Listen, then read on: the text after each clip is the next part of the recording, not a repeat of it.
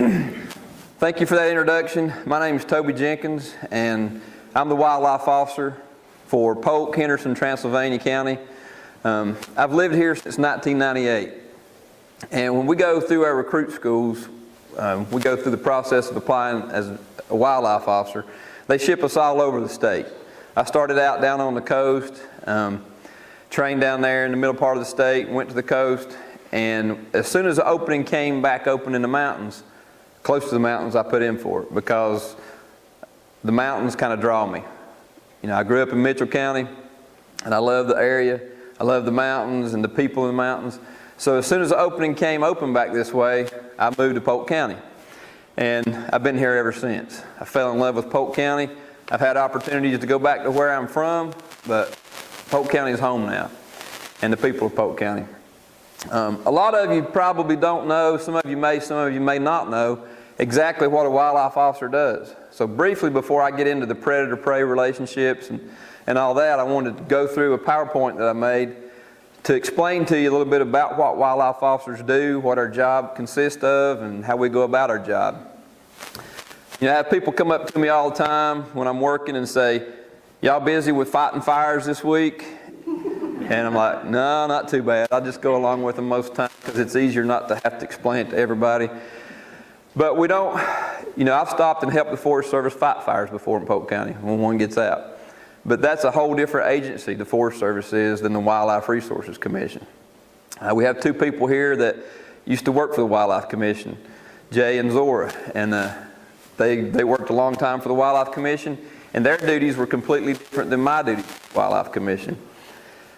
The Wildlife Commission consists of several different divisions. We're kind of going through some structure changes, and it's not exactly the same as it used to be. We have the one that I work for is the Law Enforcement Division. We also have the Fisheries Division. We have Management Division, Education Division, your office, your administrative services, and our only office in the state is in Raleigh. We don't have offices throughout the state. The only office I have besides the Raleigh office is my home. I have an office there, and if people contact me, they contact me on the cell phone or at home or by email. We have engineering services, and they're responsible for building, like if you've been to Rutherford County and saw our new boat and access areas over there where you launch canoes, they install those. Our mission statement is very similar to PAC's mission statement. It's to conserve North Carolina's wildlife resources and their habitats and provide programs and opportunities that allow hunters, anglers, boaters, and other outdoor enthusiasts to enjoy wildlife-associated recreation. And that's our mission, is to make sure that the people of North Carolina can enjoy those and that our resources are protected. Most of the time we have unmarked vehicles that we drive around in, but we have some marked vehicles too to better be seen because we've learned that deters things from happening. Our recruit school, we have every 2 years, we usually have an application process for our recruit school. And we have around 2,000 people apply for that every year, and we pick usually between 16 to 20 people for that. So it's a strenuous process. And the first phase of that is the physical training. They have to come down and they do a physical aptitude test to see if they're capable of getting into school. And it's pretty intense. And then our recruit school is kind of like, it's paramilitary. Our recruits march everywhere they go. They can't speak. They go through chow line just like they're in the military. And it's a 26-week school that they stay there at the academy and go through all the training that we require. A lot of people don't realize it, but the recruits, we put them through what's called BLET, which is basic law enforcement. Every wildlife officer in the state of North Carolina is a state police officer. We have full jurisdiction over any law in the state of North Carolina. We want to focus on the wildlife, the fisheries, the boating laws, because that's our main priority. But our number one priority is to keep the public safe. So if I'm going down the road and I see a drunk driver or somebody that's, whatever the call is, if there's a domestic going on, whatever the call is, we respond to those as well. We monitor the local county radio traffic through the dispatch, and we have a radio we monitor our dispatch in Raleigh and answer calls from Raleigh. That's the recruits marching through the chow line. They have PT, physical training, every morning, usually running about 5 miles every morning in addition to other PT that they do.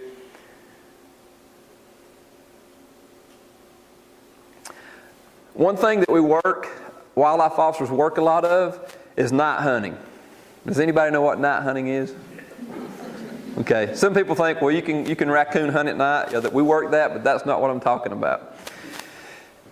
Most of you probably are in bed asleep while we're out working night hunting, because usually we get started at 9:30 or 10 o'clock. And there's a lot of, we average 20, 25 in Polk County a year, people that we catch night deer hunting, which is going out, shining a spotlight or the headlights of their vehicle when everybody else is in bed, and they're shooting deer, like a deer in the headlights. And that's one of the biggest problems we have, is because it's so dangerous. People are going down the road, and a lot of these people are under the influence of alcohol or drugs at 2 or 3 or 4 in the morning, and they don't have any idea what's behind that deer, behind that field. We've had houses shot into, we've had a trailer shot through, shot bullets into the logs of a log cabin in Lake Adger a couple years ago. So it's very dangerous, and these are all guns that were seized in one season, one night deer hunt season. And we use the dummy deer, the robo deer. You know, pretty much now there's deer everywhere, and it makes it easier, but when we're there, it's kind of hard to keep from spooking the deer off, because we've got to be there and move around too in the dark. So it helps if we can put that deer in that same situation where we're there when the bad guy comes along to do the bad thing. So we use the deer a lot, and it gets shot a lot. That's a gun that was seized. That's a deer down on Hunting Country Road. It was spotlighted about 3 in the morning a couple years ago. We have 4 aircrafts in the state, and we fly. I can sit about 4,000 feet right in the center around Mill Spring, just off White Oak Mountain there. And if the currents are right, well, that's not the actual cub, but we can sit there in almost one place and kind of float around and watch the whole county with night vision. And when people come out with even a small flashlight, spotlighting, you can see that, and then we'll send ground units in to stop it. But while we're doing that, we also catch people doing a lot of other things they shouldn't be doing. We've caught, you know, if it's 3 in the morning and it's dark in the whole county and there's no traffic except for 26 and 74, and you see this vehicle going in an area late at night, and we check it out, we fly over there and look at it, we've caught people breaking in houses, we've caught people vandalizing stuff, a lot of drugs, a lot of different things. We've been involved with vehicle chases. We'll be flying and somebody will get in the chase, so we'll fly over and help them out with that. These are night deer hunters that we've caught.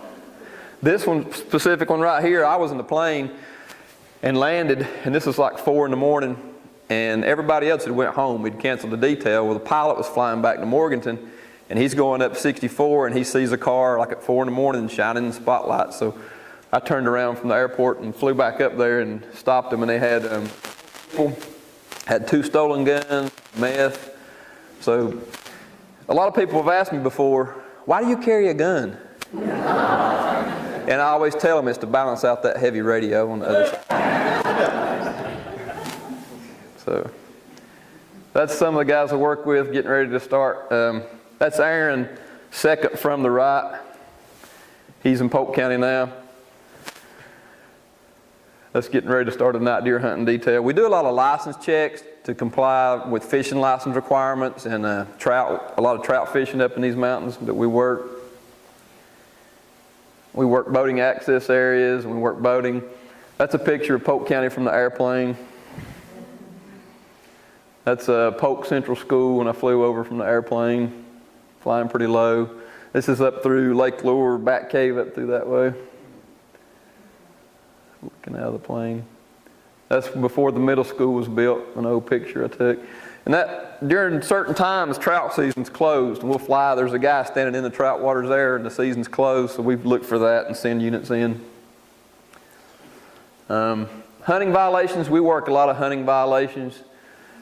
People out of season, people taking game. A lot of people, they don't want to do the work. They want to ride up and down the road and shoot one from the vehicle. This turkey was shot from the vehicle. illegal wildlife sales. It's illegal to sell wildlife parts because of their monetary value. There's a big market in it. And unfortunately, we have to arrest people sometimes. Littering, we write, wildlife officers, there's around 200 of us in the state, and we write probably 10 to 15 times more littering tickets than any other agency put together. Because usually we're out on foot, sometimes in camo, watching from a distance to see what goes on. You know, most people are not going to go down the road and throw out trash. Occasionally that happens and we write people littering tickets that way. But when no one's watching, that's when they're going to do their littering. And we make a bunch of littering cases. This is over on Clark Road, and you'd be surprised when people throw their trash out. This is deer carcasses that they dumped out, and they just happen to have that McDonald's receipt in there where they went by McDonald's, and they throw that out, so we get the receipt, pull the time up, and go back to McDonald's, rewind the camera, and see who bought that at 12:30. Okay. And we've made a lot of cases like that. This is Aaron Stronach, the other officer that just came to Polk. This is up on DuPont State Forest. They dumped 2 truckloads of household trash, carpet, and they left their prescription bottles, left some mail in it, some receipts, so they got a very expensive fine. And we work a lot of stuff up in Green River Cove. There's a lot of partying goes on up there. Anytime just recently there was a manhunt over on Silver Creek Road. If someone does something bad, they call us in to help a lot of times with it. Injured and orphaned wildlife, we're responsible for all that. If it's injured or orphaned, then we take it to rehabilitators or to the veterinarian and get it rehabbed. Like this one here, I got a phone call this summer. A vehicle from Ohio was going tubing, and they picked up a fawn on the way to the tubing place. They saw it. So I took it back, put it out, and most people think the fawn's by itself, the mother's nowhere around, it's abandoned. The mom's not going to come around when people are around. You know, they're going to run away and hide. But I took it, put it back, just sat in the vehicle for a little while and looked, and just in a few minutes it started screaming the fawn. Here comes the mom with it, and took it off. So. The baby raccoon. Unfortunately, we got a lot of bears in Polk County, like the Will Arrows were saying. They had some problems with beehives. This bear was in Saluda. It was 540 pounds. It was tearing in a guy's back porch. And that's why we discourage people to feed wildlife like bears, because the neighbor's feeding these bears corn and all kinds of stuff. Well, then the bear smells dog food on the neighbor's porch, and he's just wanting to eat, just like he's been eating the corn the neighbors put out. So he goes over and rips the screen off the porch and tries to come in the porch, and the guy's afraid and he shoots it. He's justified because, you know, he's threatened, his property's threatened. It was a shame to waste that big bear just because the neighbors were feeding it. Since this is herbarium, I have another section too on plants I want to talk about briefly when I get to the other part. But anybody know what this is? Ginseng. It's ginseng, and it grows all over Polk County. It grows, I found it when I was in Stokes County working. I found some down there near Winston-Salem. And this stuff brings up to $1,400 a pound when it's dry. And today, I promise you, in western North Carolina, there's 100 people or more poaching this stuff today, right now. It goes on a lot more than you think. They're camouflaged up. People drop them off on anybody's property. It doesn't matter, because the value of getting that plant, the root, is a lot higher than the chances of getting caught, because there's usually one of us per county, and nobody else really knows how to work it like we do. These are just some totals. We run into a lot of drugs. A lot of people who are illegally poaching wildlife are also doing drugs. This is meth here in Mill Spring, and a stolen firearm. These are all marijuana pipes from the Green River. There's a lot of that goes on. This was on Silver Creek Road. I met this guy, when I was coming out Silver Creek, he ran a school bus. The school bus got over like 2 foot off the road. Luckily the road was wide there. And I stopped this guy, and he was terribly impaired. And he's driving a vehicle. So we do DWI arrest as well. He couldn't hardly stand up, but he's driving down the highway.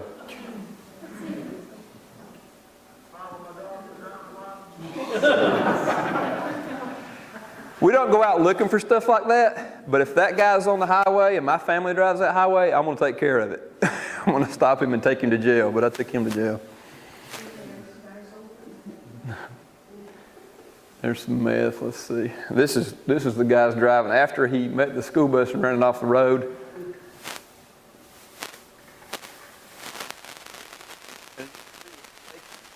Before he even stopped. That's how it was when he met the school bus.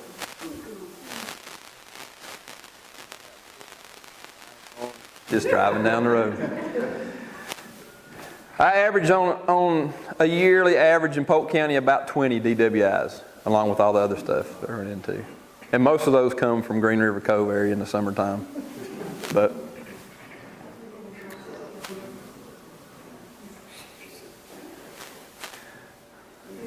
that right there is probably 2 pounds of ginseng.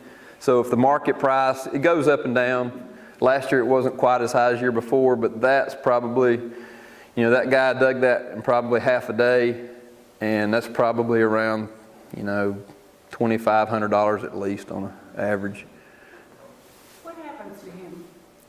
Well, it can be a felony charge. Like if they're a repeat offender, there's a law that we can charge them a felony. But he probably paid a $200 fine and the cost of court. I'll show you some examples here in a little bit, but these people, I promise you, within 5 square miles of us, there's people right now digging it, I promise you, poaching on people's property. What happened to the ginseng? What we usually do is turn it over to U.S. Fish and Wildlife, and they use it, they do a lot of undercover stuff there's only certain people that can buy ginseng. Anybody can sell it during the season, but you have to have a special permit from the Department of Agriculture to be able to buy it from individuals, and then they sell it to the Chinese and different people in Asia. But there are people that will buy this black market and make a big profit on it, and they can't keep track of it. So they use it for undercover stuff. They can go in and sell it to people that they get reports on, send an undercover agent in to sell this, and then they'll make arrests that way. And then they'll end up selling it to a licensed dealer after the fact, and then use that money into a fund for whatever. I have had it turned over to local sheriff's departments.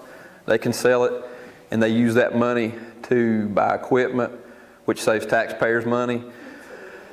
The guns that I confiscate, every gun I confiscate now, used to we destroyed them, but now I turn them over to the Polk County Sheriff, which is a lot of guns a year. And they can sell them to a licensed gun dealer, and they use that money to buy equipment for the sheriff's department. So that saves taxpayer money. So poachers are paying for taxpayer equipment. This is one of the trainees I had. This is up in the Green River, which it's called the Narrows up in this is Polk County, but it's beautiful. You think you're out west. And there's a race down there every year that brings about 3,000 or 4,000 people. These are deer that were poached in Polk County. Some marijuana growing in Polk County. These are rifles that were caught with a decoy. That's one season here in Polk County.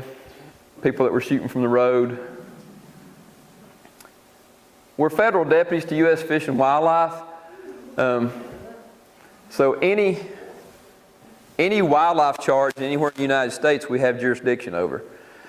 We don't usually go other places unless we're on special assignment. I've been to Florida and Georgia and some other places, but like since I border South Carolina here in Polk County, if something happened across a state line and it's a wildlife case, under our agreement with U.S. Fish and Wildlife, since we're federal deputies, we can take care of that situation in another state. That's what we used to do to guns. And that kind of gets their attention. All 3 of these guns were turned over. These were pretty expensive shotguns to the sheriff's, actually all 4 of those to the sheriff's department. We check taxidermists to make sure they comply with all the regulations and make sure they have legal stuff. We do a lot of programs for the youth hunts and hunting accidents. If there's a hunting accident, this guy fell out of a tree stand, We have to investigate those. Boating accidents, we investigate those. This guy, I caught this guy last year, he didn't want to stop at the limit. He just wanted to keep killing deer, and he killed some at night. These guys, they killed all these racks in the back of the truck last year, riding around at night, shooting them with a spotlight. And they had narcotics, they had pills, OxyContin. They were selling pills and selling deer meat. This one was spotlighted last year. We stock trout waters. We help with the trout stockings, all the trout waters in North Carolina. That's stocking the Green River. That's my daughter a few years ago, the youngest one. She's helping with stocking. Trout Unlimited comes out and helps us stock those streams as well. That's my oldest daughter several years ago. That deer was from hunting country. It died of epizootic hemorrhagic disease. Those little no-see-ums that bite you this time of year when you're outside, and you feel them but you can't see them, they transmit that disease to the deer, and they hemorrhage and they run a fever and they die. And it occurs every year in the population, but some years it's a lot worse than others. We do a lot of programs for the public. This is one this past spring, before school was out. We promote safe boating. We want to make sure that kids and adults as well are safe on the water. We have to deal with a lot of boating accidents in the summer, especially our bigger lakes, a lot of fatalities. And we want to teach the kids especially how to be safe. So I had the kids from the Polk Middle School here line up, put on PFDs, life jackets, and took the drone and flew up and got a picture for some of our magazines and stuff. Wear your PFD. Boat patrol, we do a lot of boat patrol. Boating accident investigations. When an accident happens on the water, it's a little different than a highway. Highway, if it's not too bad, you can get out and look at it. In a boat, you either sink or swim. So.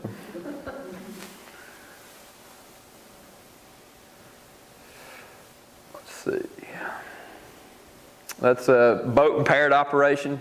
It's the same as a car on the highway. It's 0.08 legal limit if you're operating a boat under the influence. And we have a lot of accidents because of people on the lakes driving a boat at night with no lights on under the influence of alcohol. This guy was going to jail for cocaine up in the Green River. We do a disabled hunt every year. We do a couple different ones. The Wildlife Commission purchased these lift blinds, and people who are totally disabled, we take them out and we provide breakfast for them, lunch and dinner, and take them out and let them participate in activities that they normally wouldn't be able to participate in. And this guy, this is his first deer last year. We took him, and this young boy here, we bought several of these chairs too. They're motorized, so they can get them to areas they normally couldn't get to. And this guy, he's not expected to live much longer. One of the guys in the hunt 2 years ago, he was in the nursing home, and we took him out. He killed his first deer ever, and he wanted the horns, and the nurses kept saying people would come in to see him, he'd show them those horns. That was his deer he killed. And when he died that year, he passed away, he had those horns in his hand. That was something that he really enjoyed doing. So that means a lot. This is that disabled hunt we do. This guy, we had a special device there. He can't use his arms, so he has a thing that he bites on. When he's ready to pull the trigger, he can line it up with a joystick, and then when he squeezes his teeth, it fires the gun. It's pretty neat. That's him with the deer he harvested. That's the guy that passed away in the blind there, sitting in the blind. He had a rack in his hand when he passed away, he said. These turkeys right here, we used to stock turkeys all over North Carolina, and now we have a good population.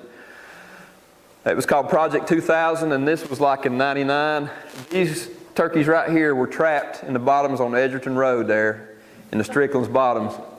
And they were the last turkeys that were ever relocated in the state of North Carolina. So that's pretty neat. And they went to Pasquotank County. We do a lot of hunting license checks. Trapping, make sure people are legally having their traps set. There's a coyote with a fawn. I'll touch on that some more. There's a coyote.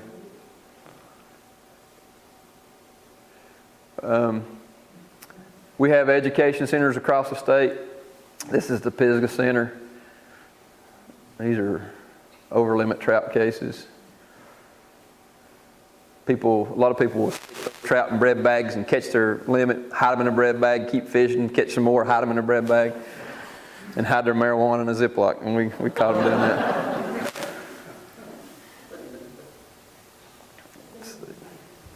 We work a lot of waterfowl hunting in Polk County.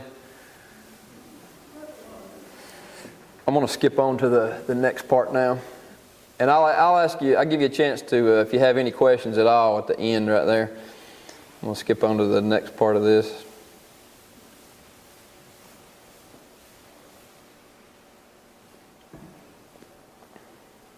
Okay. Predator-prey relationships. This is what the program's about, but I just want to give you a brief summary of what I do first, and so you understand what I do more. But we have, everywhere's got predator and prey relationships. And the big difference between a predator is an organism that lives by preying on other organisms. And we're talking about the wild animals, but there are also people out there that I deal with that are predators. And it's usually the same people over and over. If you go to the courthouse, you'll see those same people in court over and over. Whether they've been violent crimes with somebody, or if it's extortion or fraud or whatever, they're predators. Prey is an animal hunted or caught by another for food. This guy sent me this picture last week. And this is a picture, he had his game camera out. He says, I've got a problem. This was on 8/13/2015. 4 coyotes at one time in his picture on his game camera. And, when I grew up, I never saw a coyote, never heard a coyote. It's not that long ago. And people always say, why did the Wildlife Commission bring coyotes into North Carolina? We haven't brought coyotes into North Carolina.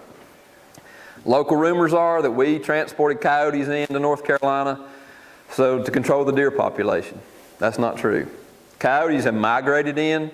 We've also caught a lot of people bringing coyotes into North Carolina. We've caught people bringing them in to hunt them, to put them in fox pens, or to release them to have something for the dogs to run to hunt.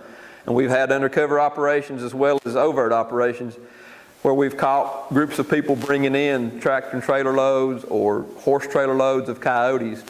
Caught some that had cages with coyotes in them and hay bales all around the cages to hide them when they brought them from South Carolina. So that's how the coyotes got here. We did not stock coyotes, contrary to some belief. This was August 26th, just a few days ago. Somebody tagged me in a post on Facebook.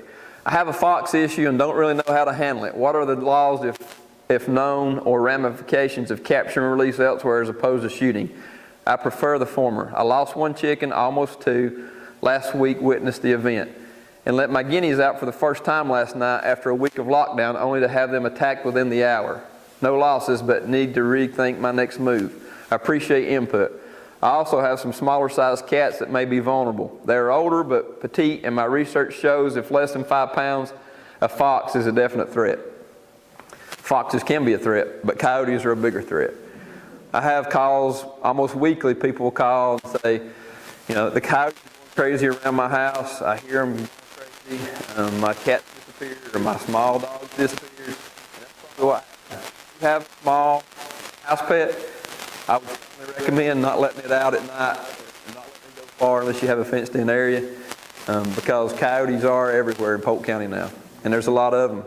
A guy called me this week, and actually he sent me a video, and I could hear the coyotes in the video just right up here during the daytime, barking and howling, going crazy.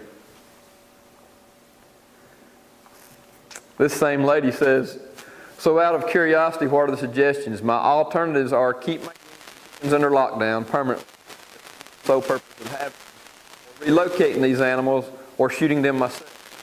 If you knew me, you'd know I am the hugest animal advocate, but my alternatives are very limited here. What's your suggestion?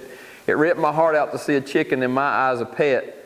I'm a vegetarian. A chicken I raised from a day old gets stalked and carried away. What do I do? One day I'll have electrical fort barricade I do not have now, nor the funds to implement that.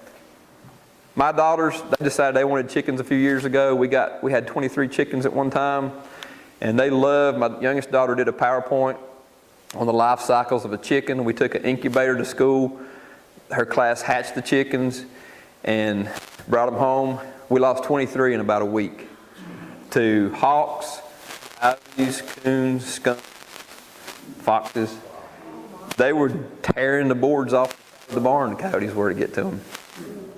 I just moved here from Suratt, North Carolina, and in all the neighborhoods are coyotes. And the message that we're getting is they're not going to hurt anybody or anything. And, just leave them alone and they'll be okay. They're walking in neighborhoods where children play. I mean, big neighborhoods. Yeah. Lots of houses close together and all that Yeah. kind of stuff. I get a bunch of calls about that. Normally, a coyote is afraid of humans. What you're talking about is when it becomes a problem. In the urban environment, they become acclimated to human contact, and that's when they can become more aggressive and become a problem because they're not afraid of humans. If they're afraid of humans, that's a good thing. Just like with bears. When they become not afraid of humans, that's when we have problems. And I'll show you some pictures in a minute. I can't promise you a coyote's not going to attack you. It did a guy right up here last year. Probably less than a mile from here. A mile and a half at most. Is it illegal to shoot them? You can shoot them anytime, 24/7. Even in neighborhoods? In a city limit, you couldn't discharge a firearm. But I had the same problem in Forest City. Actually in Rutherford a couple months ago, coyotes were coming in this lady's yard during the daytime, almost every day. She set some traps and caught them. But she couldn't discharge a firearm in the city limits, but coming to eat her pet food. They were eating out of her pet food bowl, she said. But she was afraid they were going to eat her pets or harm her kids. She had small kids that played out there. One thing about the predator-prey relationship is the population, as prey populations go up and down and fluctuate, which they do, then the predator population is right behind that on the curve. When there's a lot of food, the predator population increases. It's nature's way of taking care of itself. If there's something happens and there's not a big population of food, then the predator population drops. We've figured that out. So with all the deer, our predators have a lot of food sources here in Polk County. This is another example showing the fox population compared to rabbit population, and it's the same way it fluctuates. The cycle does. If there's a normal population, there's usually a normal predator population. Population of food increases, the predator population increases since more food is available. And it's amazing how the animals can produce more offspring when they know there's abundant food. And then when there's not as much food, their offspring numbers are lower. It's kind of nature's way. This is a coyote that I took a GoPro and put it on the end of a boat paddle, taped it on there, and got this picture of this coyote here in Polk County. So people say, oh, coyotes are nice animals, they don't harm you. That's the same coyote at a distance, pretty close up. And this is a pretty big animal. This animal probably stood this tall, and it's probably that long. Coyotes eat anything. They eat apples, they eat nuts, they eat berries, they eat every animal, roadkill, whatever they can find. This is one with a squirrel. This is one with a fawn. Another one with a fawn carrying it across the log. Another one with a fawn. There's one attacking a full-size doe. Another one with a fawn. That's 4 coyotes. Right now, there's some research going on. Just this past week, it was on News 13 too. There's a graduate student who's doing a study on urban coyotes in the Asheville area. Urban coyote populations to determine how they're interacting with humans and how far they're traveling and all this. And on average, a coyote travels 10 to 15 miles a day. So even though you've got coyotes here and you're thinking they're staying here, they go with a food source where they find easy food. They have dens once they have young, but then they move on and they travel. They may just bed down in the woods. They don't have to have a rock cliff to bed under or whatever. They just sleep wherever they find a spot when they get tired. We also had a graduate student from NC State. He did a study a couple years ago on fawn mortality because of coyotes. And once they tranquilized these does that were bred and put a little transmitter in there. So when the fawn was born, it activated the transmitter. And most of those that went off, the fawns were already eaten before they got to them. 51% of them died within the first week after birth because of coyotes. The reason they knew that is they took DNA off of what was left, and it was coyote DNA and stuff like that. So they estimate that coyotes eat 51% at least of the deer population within the first week or two after they're born in North Carolina. We also did a study. We placed collars on some coyotes down at Fort Bragg. They do a lot of studies down at Fort Bragg with NC State and the Wildlife Commission. Some of these collars were placed on coyotes. They went, after the collars, they lost contact with them. One was going across the Virginia border up into D.C. 2 were in Georgia. And the others had traveled a big area in North Carolina and came back to that same area.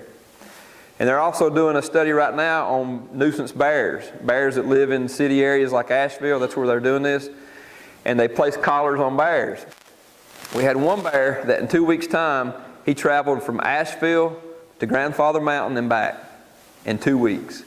So just because you think you've got a bear here, it's causing a problem right now, that thing could be in Robbinsville next week. Because one of the bears from Asheville, a problem bear, they collared it, it went to Robbinsville, and was starting back, and a guy killed it depredating. I think it was in his bees as well. So just because you have one doesn't mean it's going to stay in that area. That bear could be, 100 miles away in a week or two. They cover a big area. I have a question. Yes, ma'am. In our area, we're not allowed to shoot Where is that? the badger. Technically you are. I am? Mm-hmm. Well, I don't have a gun. Then you're not allowed to. But what I'd like to know is, my friend here has found some bear spray. Would that be active against these predators if you're on your own trails? It would be, definitely against coyotes and bear. It'll stop them for a little bit while you can do something. Right. I can't say 100% sure you're never going to have a problem with a bear, because here in North Carolina about a month ago, a black bear pulled a boy out of a sleeping bag, out of a hammock one night out near Fontana Lake on Hazel Creek. He and his father were camping, and the bear was probably smelling food, and they feed them out there the people feed them too much. They become acclimated to humans, and it pulled the boy, drug him out of his hammock, and the father beat it with a stick, and finally it ran off. The boy was hospitalized. Very rarely do we have an attack with a black bear. But if you were to get between the mother and the cubs, it's possible. She's going to protect her cubs. By now they're big enough probably that, they're going to run off as soon as they see you. I walked out of my house last summer, and as I turned my garage, there was a bear eating the dog food there at Lake Adger, and it took off running. My dogs were asleep. They went crazy when they heard the noise, but it was eating the dog food. Do these coyotes, if you were to get bitten, get treated like anytime you get bitten by a wild animal, if you can't make contact with that animal, you probably need to be treated for rabies and whatever else infection, because usually if a wild animal attacks a human, it's rabid. Usually. And unless you can dispatch that animal and test it, and a lot of people, I've had people that were bitten by animals and they shoot the thing in the head because it's running around in circles and stuff. You can't test it if you shoot it in the head. So it's got to be dispatched in the body. They test the brain area. And I have a question about rabid animals. If you shoot, I've shot on my place a raccoon that was really behaving badly. Well, I didn't know what to do with it. Right. I mean, I don't think you're interested in it unless it bit me, right? Right. Unless it's had human contact, unless it bit a human or a pet, they won't even test it. That's funny. Yeah. They get distemper. It's common for raccoons and foxes and coyotes. There's no place to take them to get them tested. If you take it yourself to get it tested, you can take it to Asheville at the Agriculture Center up there. There's a lab up there, but you have to pay for the test just to have it tested. Now, if it bites somebody, has human contact, bodily fluids with human contact, or a pet, then they'll test it and make sure it's not got rabies. But there's so many that have distemper. I mean, almost every day you get a call about one with acting funny, coming out in the daytime or just spinning around in circles. Most of the time it's distemper. If you have a coyote around your house, can you bait them in some way? You can bait them, but you're going to bring the problem in more if you're, they're going to go with food. People who have problem are farmers. Can you poison them with things? Oh, no, you can't poison them, because if you poison the animal and then another animal eats that animal, you're poisoning the whole chain. Yeah, you definitely don't want to put out any poisons. What about caging? Put a trap like they do for cats? You can catch them, but most coyotes aren't going to go in a live cage. Very seldom will they do that unless it's really camouflaged good and hid and they don't realize it, because they're really smart animals. It's amazing to watch them. I've had cameras set up on them, and they'll come like 4 or 5 nights in a row and smell all around. They won't even go near that. There's a lot of human scent on that too. And they're very smart animals. That's why you don't see them very often. Most of the time they travel at night, and when they hear a car coming, they're usually home or hear somebody. So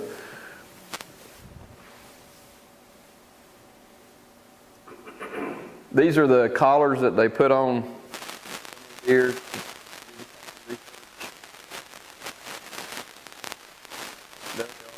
A newborn fawn. This one's like, the transmitter goes off when it's born. They go out right then and attach a collar as soon as they can get there to that fawn, as they did during this study. And a lot of these, within the first 2 weeks, were gone.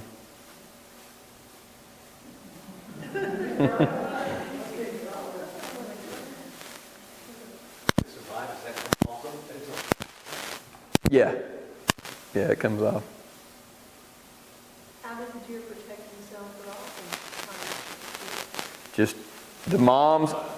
I've got a video that I posted, a short section to Facebook. I was coming at Lauder Pond in Mill Spring about a month ago, a little longer. I turned from the pond and I was turning by the DSS building up on the hill, and I heard a fawn bleating. And I looked and didn't see it right there, so I pulled up the road to DSS.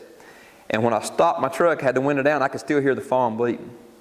And when I got out of the truck, I couldn't hear it anymore. So I walked over to the edge of the bank right there, and I looked, and I saw a coyote standing there with a fawn in its mouth. And just as I got there, I got my phone and started videoing it. The coyote ran off with the fawn. Well, then here comes the mother doe after chasing the coyote, and they disappeared across the road near the pond. Well, then the doe comes running back to the same spot, and then she ran back again. She was just tore up. I guess she was looking for her baby.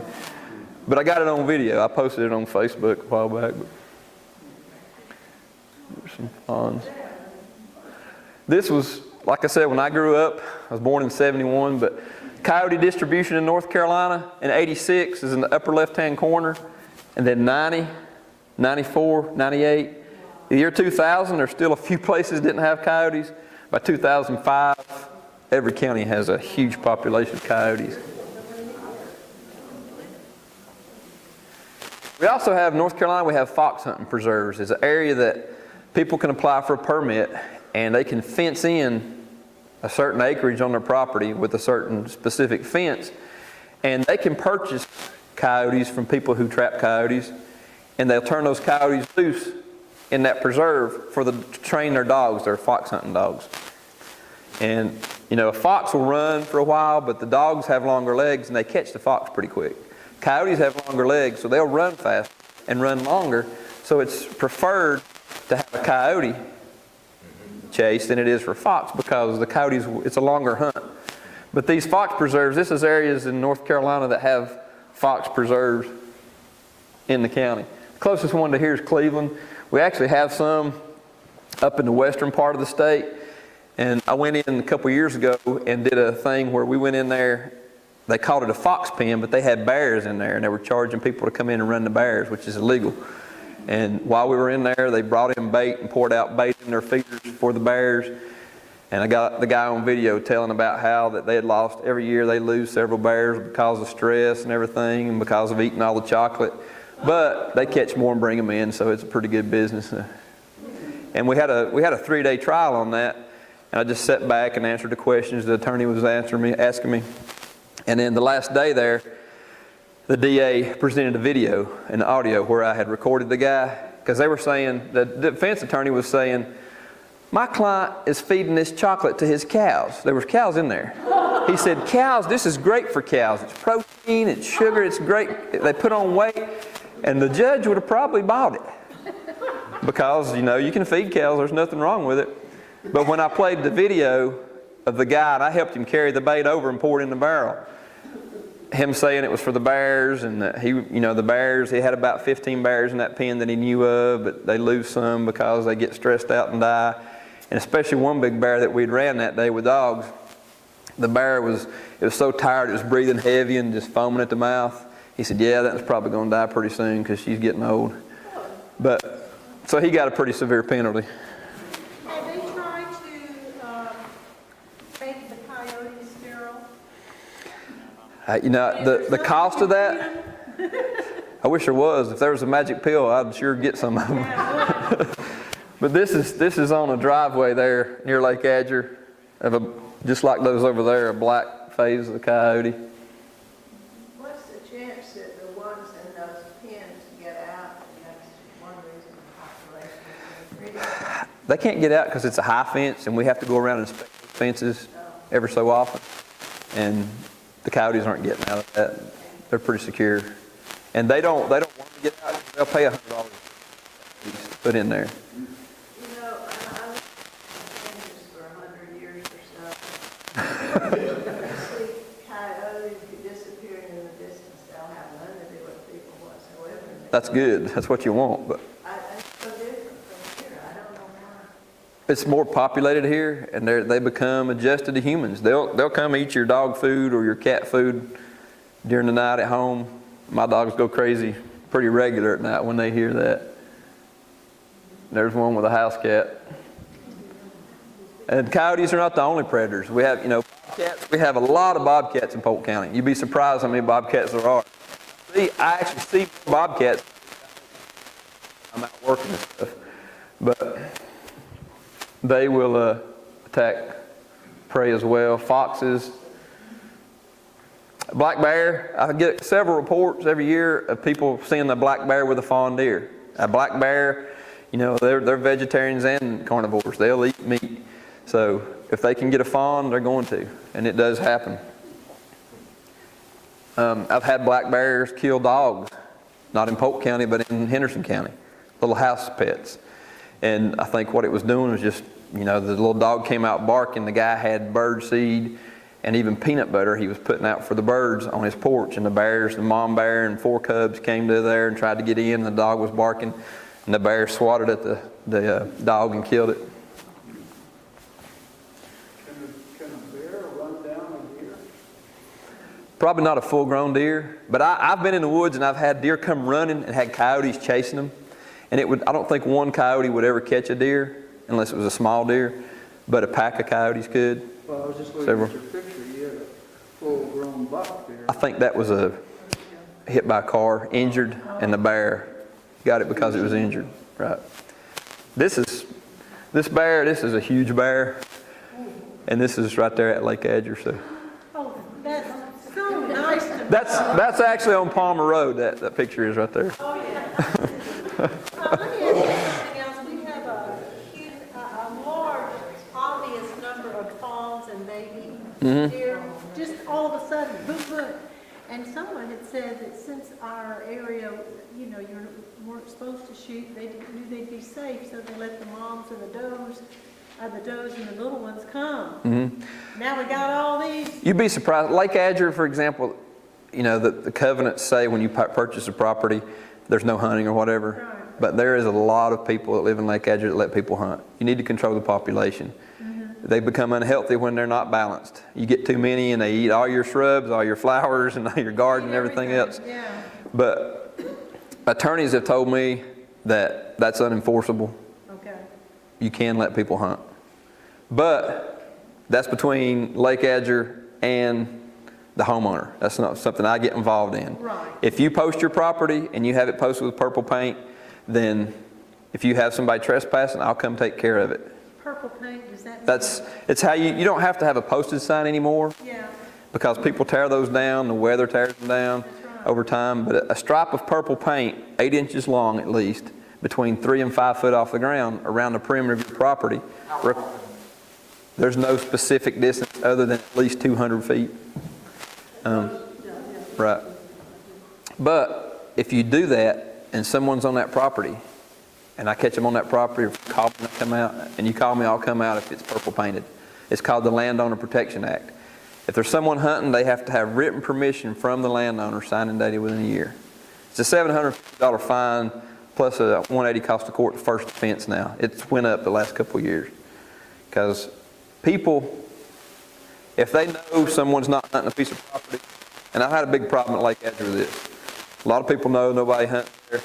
They'll sneak in. They'll get their wives or brothers, whatever, to drop them out because they know nobody's going to catch them because nobody's hunting there. Yeah. If there's a place that people don't let people hunt, the poachers know that. That's the best place they can possibly go and poach. I promise you.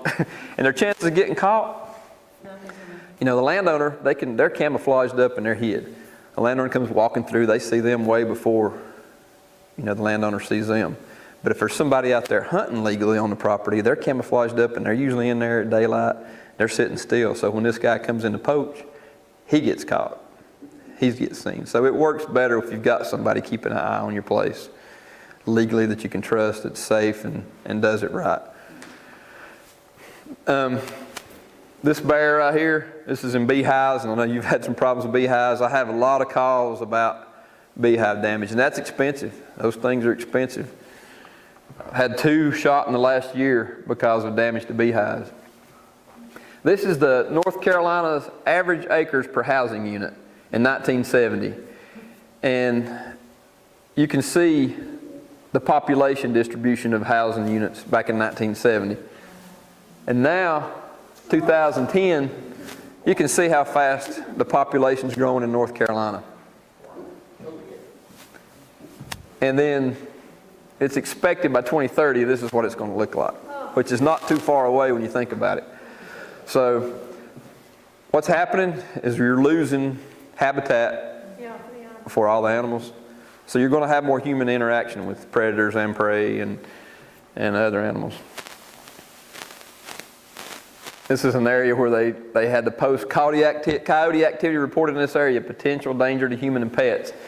Department of Fish and Game posted this in, I can't remember what state it was, but this is in an urban area. Their food sources, like here in Polk County, other than Tryon and the little area of Columbus, their food source is wild animals pretty much, unless there's a house pet that gets out roaming around. Feral cats are a big thing for coyotes. But in cities, coyotes learn that's the easiest food source. Why run after a squirrel? I mean, for a dog to catch a squirrel, it's got to be sneaky. And a coyote is pretty much a dog. But for a dog to catch a cat or another smaller pet, it's a lot easier. So that's an easier food source for the coyotes, and they're going to eat the easiest food source they have. This guy lives right over here off King Step Road, which is probably 1.5 miles from here, from where he lives. He was blowing leaves last year with a leaf blower, and a coyote comes running out of the woods. He's got a prosthetic here. He said, why couldn't it have grabbed my prosthetic leg? Grabs his good leg, and he's beating it with the leaf blower, and it runs back off in the woods, but that's what it did to him. So, your question, are you safe from coyotes? I can't say. The chances of a coyote attacking you are slim, but you know, it's possible. This is one of our rehabbers. She's the only fawn rehabber for this area, but she rehabs these fawns and turns them loose in Polk County. I think she had 23 last year, but some of these have been attacked by a dog, some have been orphaned, and some people just picked up not knowing what they were doing. Did they get to check that coyote if it was? They couldn't find it. I mean, it took back off in the woods. He had to be treated for rabies, but you know, after that, there's several times that people heard or saw coyotes acting strange in this area. I think Mr. Strickland had a guy working for him had the same occurrence. You know, the coyotes coming after him kind of when he was working down here, and he went up a tree, I think. which is very rare for that to happen, but it's happening more and more. And I guess those coyotes are getting acclimated to human contact, and they're not afraid as much. In defense of that coyote, I have to say that the man took his bulldozer into and hit the coyote's den with a... Oh, did he? Okay, I didn't know that. So he hit the den, you think? Is it? He went into where her den was accidentally. He didn't Yeah, do it, right. but that's why she was disturbed. And Okay. I could see that happening. Do bobcats make a strange sound Mm-hmm. when they're protecting their young? Not when they're protecting their young, but in the mating season they do. It's a screaming sound, a real high pitch, Yeah, we've heard that. real high pitched scream. It's a scary sound. It's an eerie sound. We got out of there. Yeah, they sure do. You know, there are also other predators besides just coyotes and bobcats. These hemlock trees are being hit hard by the woolly hemlock algae, and they're killing most of the trees around here, the hemlocks. So that's a type of predator. That's an exact close-up picture of that. What's killing the hemlocks? I thought maybe they had gotten something that Well, was that attacking. beetle on the right was eating the adelgid. Yeah, they brought those in from China to eat those, but I don't know how that's working. They'll probably cause some problem too. South Carolina put out these flyers, help save our deer, help control coyotes, because their deer populations have went way down because of that. And this is a full-grown deer being attacked, caught on game camera by coyotes, predators. Some more predators we have, naturally birds of prey, raccoons, chicken eggs, whatever, any animal's eggs, they're predators. A turkey nest, a possum, eggs, they're predators. I love my chicken eggs too. I don't know how many times I go up there and be eating chicken eggs. Lake Adger has one of our most predatory fish that we have in the United States, and that's the muskie. The state record came out of Lake Adger in 96, 97. It was 41 pounds and 8 ounces. And if I'm holding a fish that big, its tail's touching the ground. This guy, he's a guide here. He caught that one in Lake Adger last year. That one's probably 25 pounds. And they're not 30. good breeding, or Actually, most people want to release them because we don't have a lot of them. We stock them every 2 years, but they're not reproducing. But the meat in there is really good. Mm-hmm. what kind of fish is it? It's called a muskie. Have you ever had walleye? Walleye is one of the best tasting fish to me there is, and muskie is similar to walleye. We just saw a little kid trying to catch one on the edge of Lake Adger, and man, that thing was going to fight. Yeah, oh yeah. Him when he got it out. Yeah, they're huge. We go out and we sample those in a shocking boat with an electro sampling, and we find there's bigger state records in there than what's been caught. That's the teeth of the inside of a muskie there, you can see. Are they any danger to swimmers? No, they're scared of people, but they definitely run away. Hawks and owls, they're extreme predators. It's pretty awesome. There's a DA over in Rutherford County, Ted Bell.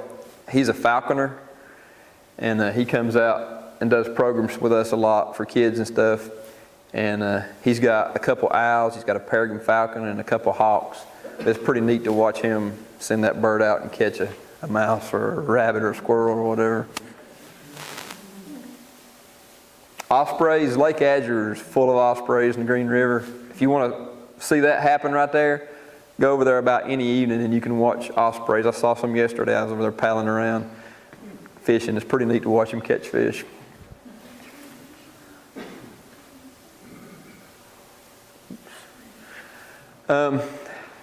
That's the example right there. This guy's been caught numerous times by us.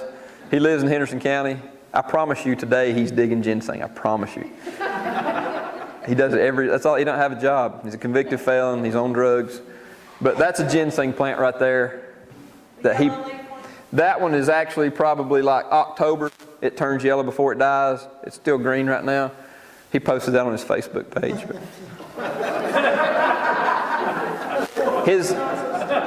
His nickname, he moved to West Virginia. There's a show called Appalachian Outlaws. It comes on A&E or one of these channels, and it's about ginseng poachers. He went and applied for that show up in West Virginia. I don't know if they hired him, if they're going to do a story on him, whatever, but his nickname's Digger. All the locals know him as Digger because that's all he does year-round is dig plants and poach. Some of the plants that are poached in North Carolina, in this area right here, common, are ginseng is probably one of the top. Grub root, it's also called devil's bit, false unicorn, star root. It grows in this area more than anywhere. Saluda, Henderson County area. Black cohosh, I've had a lot of people digging that. Galax, later in the year, we run into a lot of people. There'll be van loads of people coming in on the Pisgah National Forest stealing Galax without permits. And we had a Hispanic guy that was killed 3 years ago, the last day of deer season. He was picking Galax on our game lands, didn't have a permit, and two guys were going through the woods deer hunting the last day of deer season, either sex, and they saw some movement in the bushes, and they had one gun between the two of them. One guy had been through the hunter safety class twice, and he puts the gun up and he looks at it and he goes, "I think it's a bear." He hands the guy to his buddy and he looks at it. They've been walking through the woods talking, making all kinds of noise, so it should tell you the deer's going to run off. He looks through the scope. He goes, "No, it's a buck. I can see horns. It looks like it's a buck."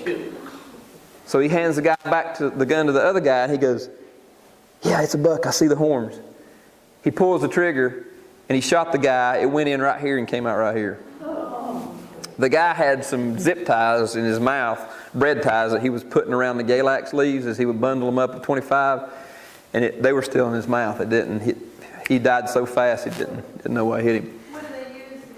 It's ornamental stuff for decorations, flowers and stuff. It's a real waxy leaf plant and it stays.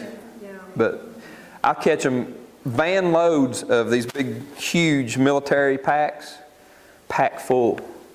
Every day they come out and they stay in there from daylight till dark, getting it out. Green or the brown? Green. Are you saying that these are legal to collect if you have a permit? If you have permit and permission from the landowner. And on game lands, you can't, like on our game lands, you can't remove any plant like that, can't dig them. We don't give permits on the Wildlife Commission game lands in Polk County. Lady slippers, those are bringing $15 a piece for each lady slipper they can get.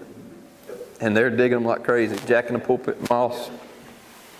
Caught a lot of people that'll go and pull moss off of logs on the game lands and on private land, and they can get pretty good money out of that. Grub root, it's bringing like $30 a pound right now.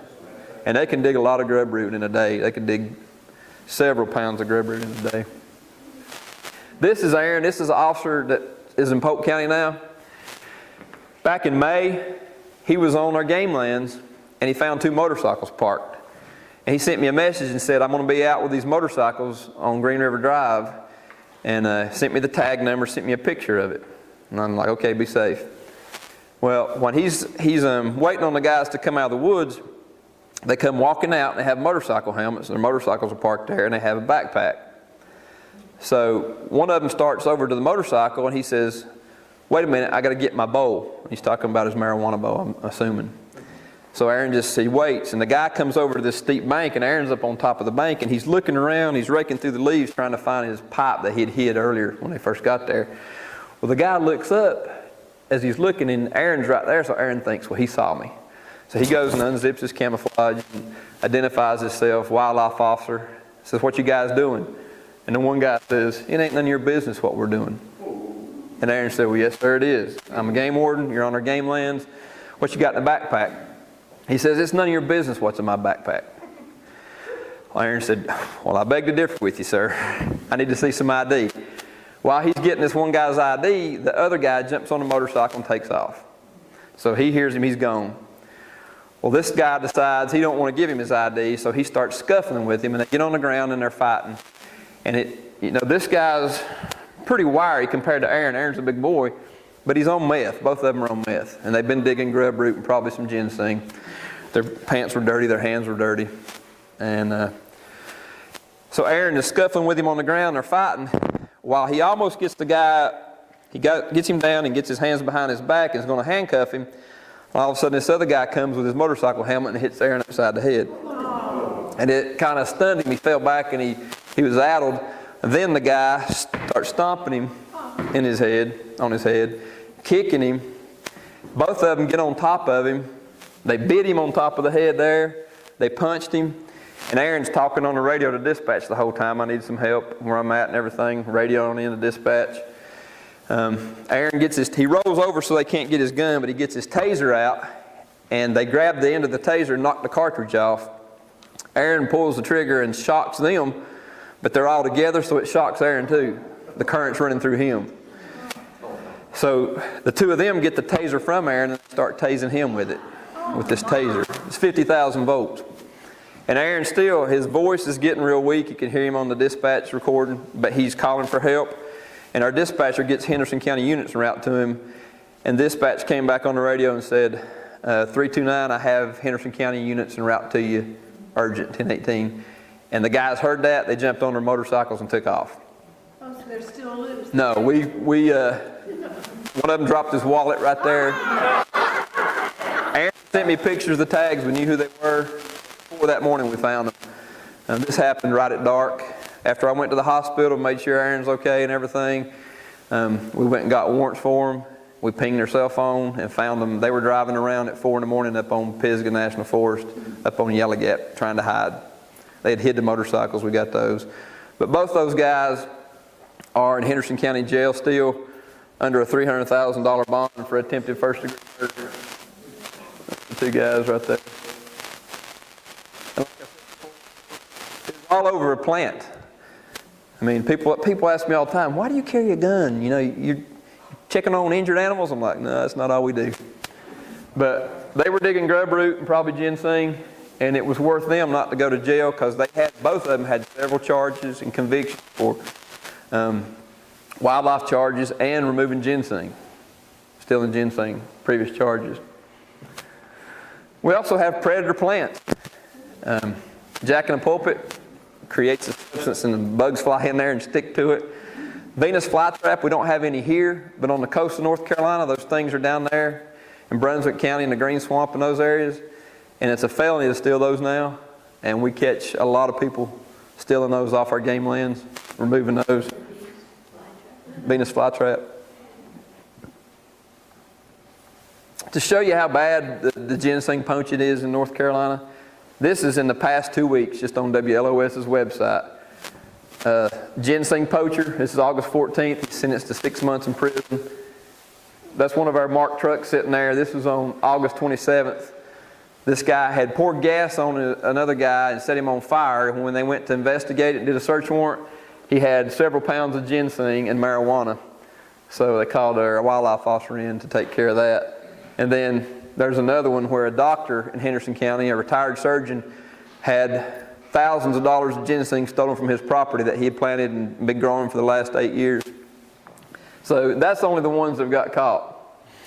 There's a lot more out there doing it. Do y'all have any questions that I could answer? If you find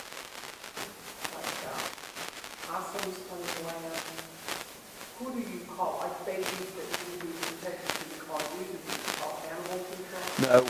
You can call me, but we have rehabilitators. The one lady I showed you the picture, she works at Bonnie Bray. If you have an injured orphan animal, baby animal, take it to Bonnie Bray and she'll take care of it. She's got a bunch of possums now, a bunch of deer. Any injured or orphaned animal. We had an owl this week that was at the rest area on 26. Bonnie Bray, the vets there, they volunteer their time to help any wild animal. And I think it might be a tax write-off, but still, you know, if we have anything that's injured, we take it to them and their vets take care of it. They'll, if it needs euthanized, they will, or if it can be fixed, they take care of it. We had a fawn 2 weeks ago. The sheriff picked it up for me, met me there at Bonnie Bray. It was born with no eyes. It was blind. The eyes were just sealed off. But it had made it for a while, but they euthanized it for us. It couldn't make it blind. Can I see something that made me think that a single officer was approaching drunk in the middle of the night We work by ourselves most of the time. You need a partner, sounds really nice. We, They're out, you're out, it's done. we work by ourselves most of the time. Very seldom are we working with somebody else unless, like Aaron, he has a trainee now for 6 months. Once they graduate from school, they have to work with a field training officer for 6 months before they were released into the field by themselves.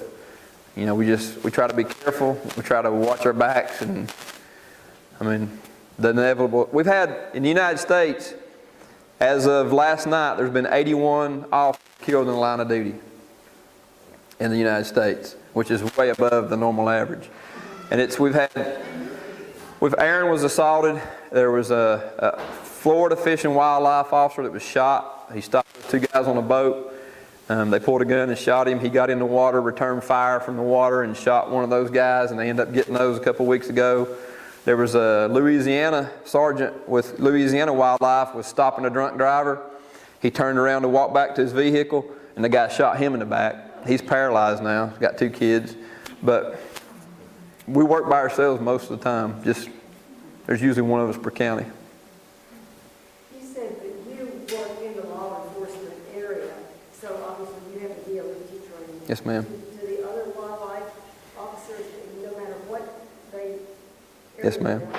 Every wildlife officer in North Carolina are state police officers. Yes, ma'am. They have more training than, I would say, with the highway patrol, it's about the same. But as far as any other agency in the state, we have more than training than any other. We train more than any other agency.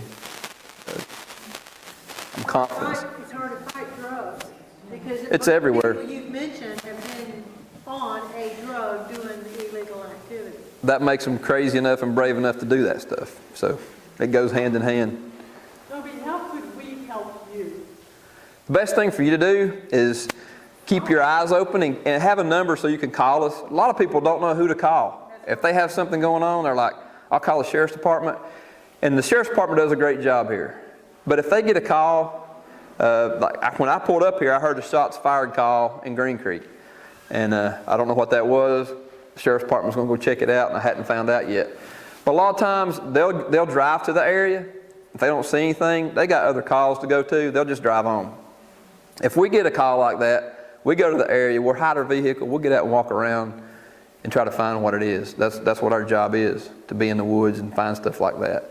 So if there's something like that goes on, if you call us, you can call our 1-800 number, you can call my cell phone number, Aaron's cell phone number, and you can call the sheriff's department and ask them specifically for us. They'll put you through to us.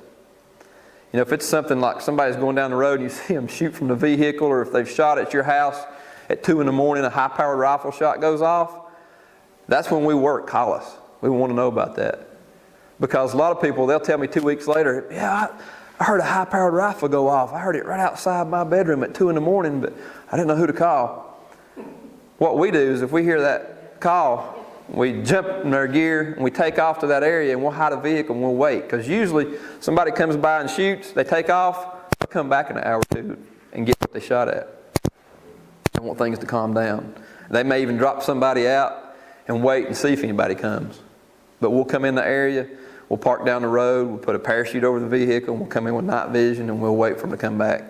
And I catch a lot of people that somebody called me at 2 or 3 in the morning and the vehicle took off and I go wait and they come back. I've caught them, I've had them grab the deer and drag it out to the road for me so I don't have to fool with it, and then they're tired, then I'll turn the light on and I do myself. The incident of killing the suspiciously acting raccoon, how do you dispose of that body? The landfill will take it. I wouldn't touch any part of it. Put it, rubber gloves in a trash bag, double bag it in a trash bag. The landfill will take any animal like You that. have to alert them as to what it is. No. I put it in a dog food bag, which Yeah. was insulated dog Yeah. food bag. I've seen people do And then I that. put it in 2 garbage bags and taped it all up with duct tape and gave it to the garbage man. There's probably a lot worse stuff in that landfill. Obviously, you don't bury it because it would get dug up. You can bury it, but most people don't take the time to bury something deep enough, and then something else is going to come eat it. The best probably way to handle it is take it to the landfill, and that way nothing's going to get it and eat it to transmit. Can you tell us what all that stuff is you carry on your back? I'll be glad to. This is a mic that goes with that camera right there. These are extra magazines with extra bullets for the pistol. This is a pistol. This is a taser. Yeah, it's a taser. It's 50,000 volts of electricity. No, it shoots probes. These are 25-foot probes, so at that door I can touch them pretty easy. What do you mean a probe? But you're only good for 2 trucks, and then you're done. Well, once you deploy the probes, if you miss with that, you can take the cartridge off and put a new cartridge on, or you can use what's called a drive stun. Like when I told you that they broke the cartridge off Aaron's, as long as the battery's good, that thing will keep firing, but it's not as effective. You got to have a big area of contact for it to really work on neuromuscular incapacitation, to really affect the muscular system. The pain's still there. And every one of us has to be shot with this before we carry it. And I like my job, but if you tell me I'm going to have to be shot again, I'm going to do something different. I'll go back to teaching school. And most of the guys I work with will tell you the same thing. It's the worst experience of my life. I wouldn't wish it on the worst enemy unless I have to. When you say probes, you mean like It's two barbs that have, just like a fish hook has a barb, it has little hooks on it so they don't pull out. And it's got 2 wires. So when it shoots, those wires are still connected to this cartridge, and it travels the current through those wires into the person. And you can shoot a bull with it, and the bull is going to fall over. It's pretty. The effective range of your These are 25 feet probes. They have different ranges for different cartridges. And because most people we deal with a lot of people in the winter with heavy camouflage or like Carhartt clothes on. So we have these longer probes that go in through the clothes, penetrate deeper. But we've had to use these several times in the state. I've never had to use one, knock on wood. How are the barbs propelled? Is it CO2? What propels them 25 feet? It's got a little capsule in there, and I guess it is CO2, but the ignition is the spark, ignites it and propels it. It's not gunpowder, so I guess it's CO2. So you got the real gun and the stun gun. This is an ass baton that it's an expandable baton. If I open it all the way up, it's hard to get it closed without hitting it on the ground, but it's used as a baton before we even had the tasers to hit the areas to incapacitate somebody if they're fighting with you or whatever.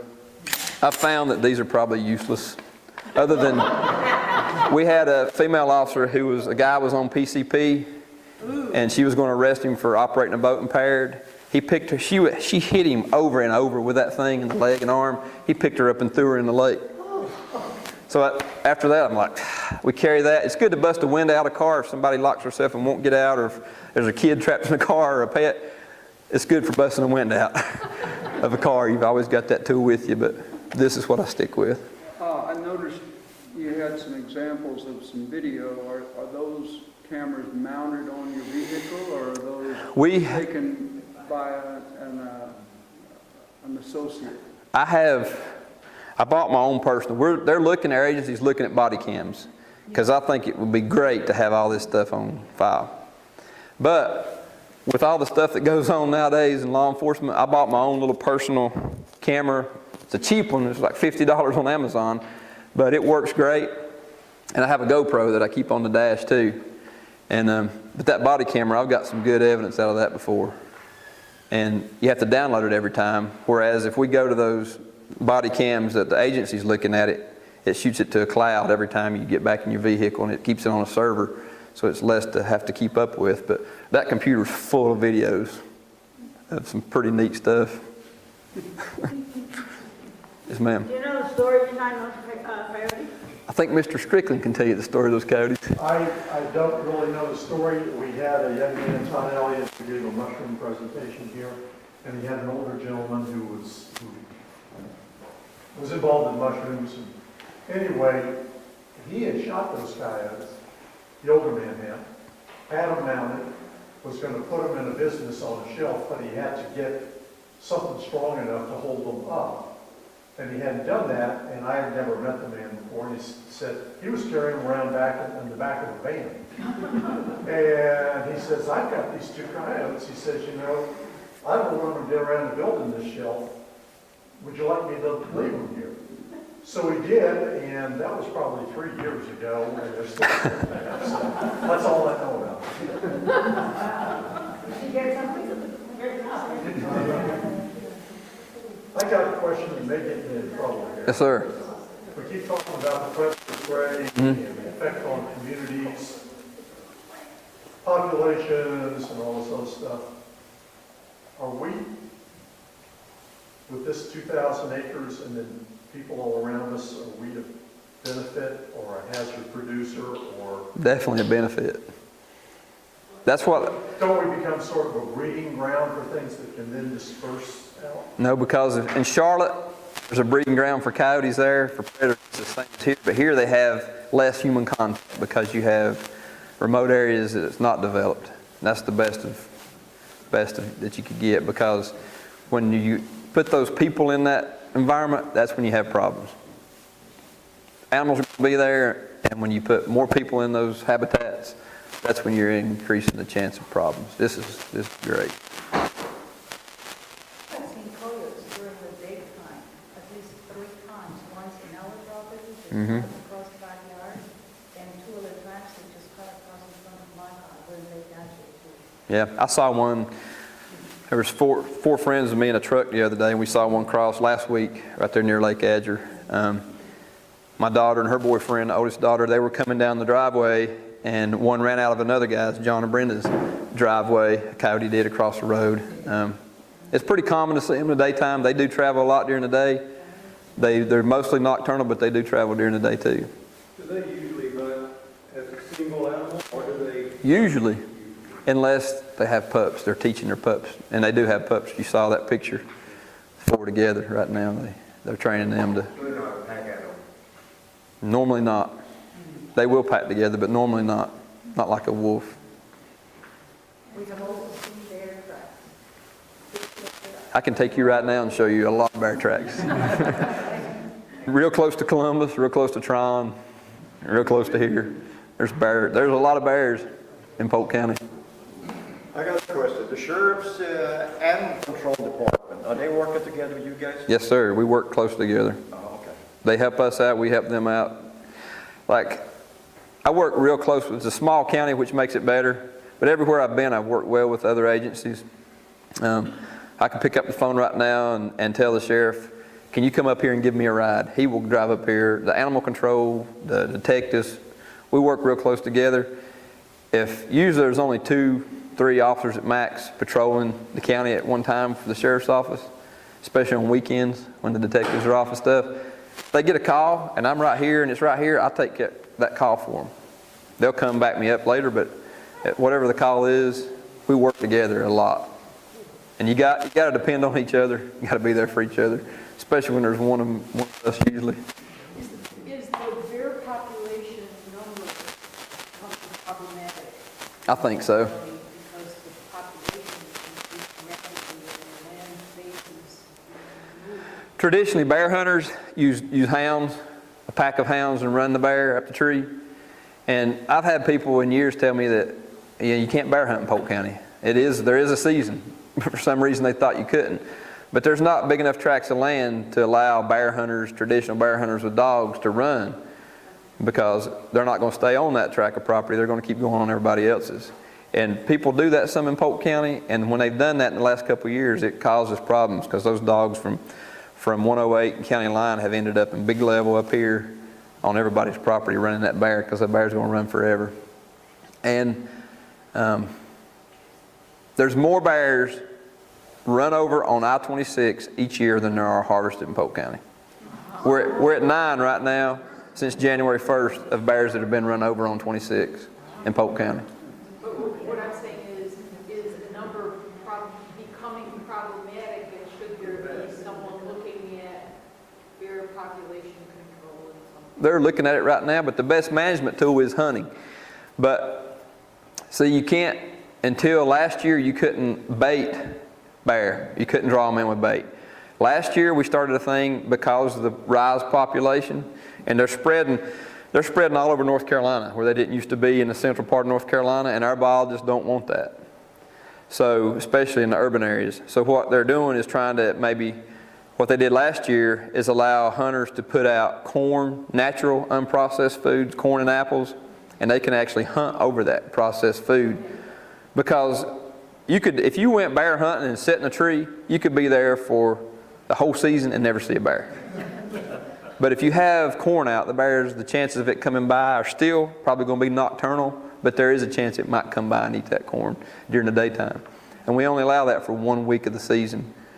But the best way for hunters to harvest a bear is they turn hounds loose and run the bears, and that's how they harvest them in Lake Lure in that area. I have a question here for you. Okay? For the people you caught out there and have the rifles, have you ever caught anybody have the mounted damper on them? Oh, silencer? Yeah. Silencer? Several times. Several times? And I've had a flashlight duct taped to the bottom, had a silencer on it. That's definitely illegal. Last question. Hi, are you saying that coyotes don't gather in packs like wolves? Like they don't stay together to raise their young? Right. They just separate? They don't hunt in packs. But do they live in packs? No. Because we hear them at night. Well, when you hear that at night, there's a female with a bunch of her pups, and they all go crazy together. And when you hear one coyote, usually if there's others in the area, they chime in too. When you hear a siren go by, they all start. Right. Yeah, but they don't hunt in packs like wolves do. Together, like some younger females and younger males until the younger bears. Right. No? Very seldom will you see them together like that unless they're young pups with the mother. No, they're not like a wolf. Well, I have a sense that everybody was Thank you.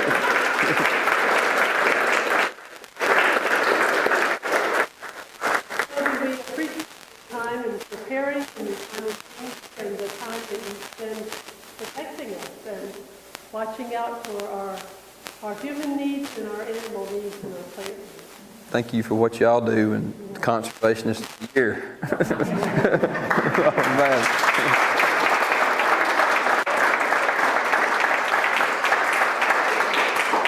Toby has offered to take us for, not too long probably, but for a walk to maybe find some ginseng.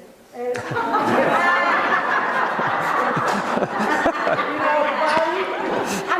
know where it is, and if I tell you, I'll have to shoot you. But we hope some of you, or all of you, as many of you who want to, can come. For those who can't, you're certainly welcome to hang around and talk to one another, and we hope you have a wonderful rest of your weekend. Thank you. Could I